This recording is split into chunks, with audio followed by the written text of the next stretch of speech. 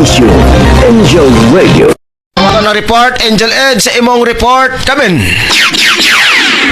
Istriktong pagpatuman sa forestation sa Bukiran, bahin sa syudad, pagpatuman sa no-build zone, riverbank rehabilitation, o uban pang pamaagi alang sa pagpangandam sa panahon sa kalamidad.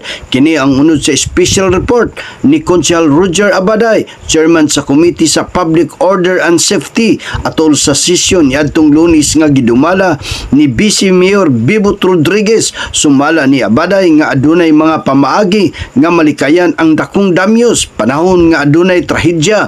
Tipik niini mao ang pagpatuman sa balaod sa pagdili sa pagpapuyo nga delikadong dapit sama sa daplin sa creek nga peligro sa baha, pangpang nga bahin nga delikado sa landslide, ug ang istriktong pagbantay sa kinaiyahan nga dili muapaw ang kalasangan tungod sa illegal nga pagpamutol sa kakahuyan.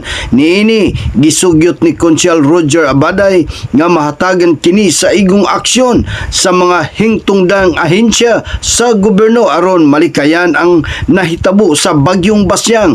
Ang maong sugyot ni Abaday giduso ni Vice Mayor Bibot Rodriguez ngadto sa Komite sa Environment and ni Konsehal Eric Salcido alang sa tukmang aksyon o rekomendasyon. Kini nga balita atol kaninyo gikan sa Ferolino Marketing nga may tigama sa sukang pinasarap ni Biboy.